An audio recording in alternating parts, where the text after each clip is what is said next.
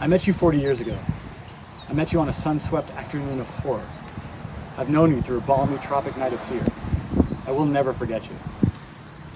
I suppose that through the years which have so swiftly run, at least 10,000 times I've recalled some portion of the day where our lives crossed paths. But the memories which surface in my retrospection are not of horror, not of blackness, not of fear, but of the little things. Things like honor and courage and simple honesty.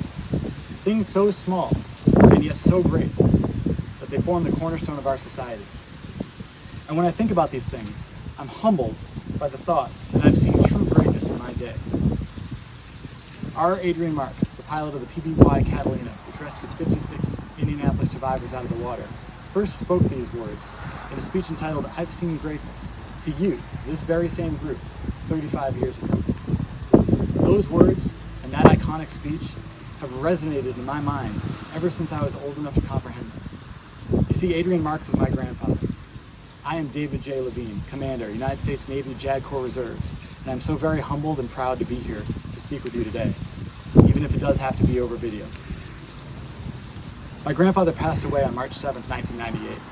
I was the last member of his family to see him alive, and I buried his ashes in the sky, out the window of a single-prop Cessna airplane, over the fields of his beloved Frankfort, Indiana. His very last flight.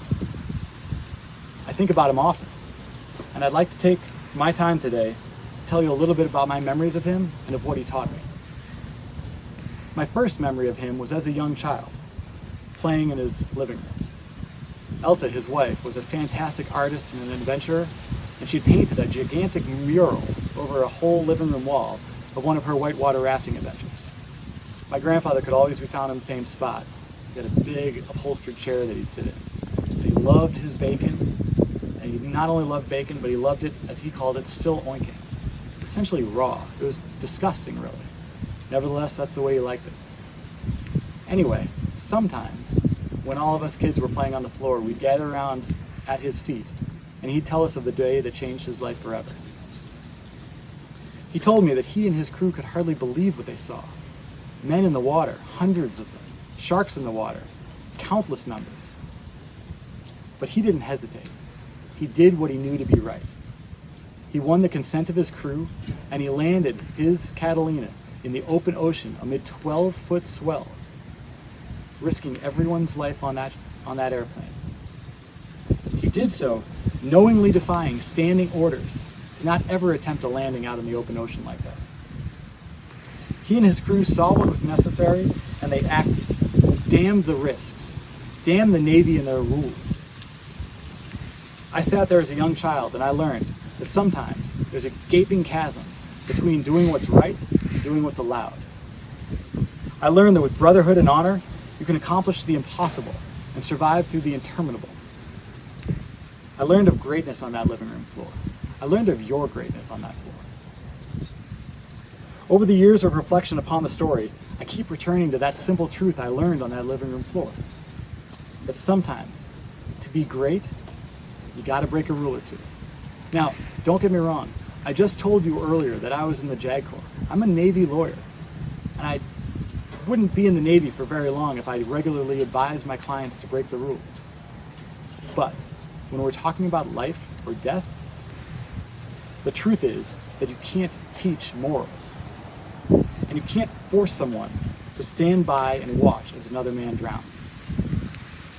The brave amongst us will think for themselves and act in service to their fellow man. The timid amongst us will cite regulation to excuse their own inaction. My grandfather was not perfect, but he was most certainly one of the brave. He would tell us over and over again that the men in the water were the true heroes, which is true, but it's also true that not everyone would have conducted themselves the way my grandfather and his crew did that day. My family and I are proud of his actions. We're proud of the actions of the men in the water, and we're proud of the actions of the men on the USS Doyle who steamed to everyone's rescue. The Indianapolis may have been forgotten for 4 days, but the story of the Indianapolis will never be forgotten. It survives in each one of you listening today. It will survive in your children and your grandchildren.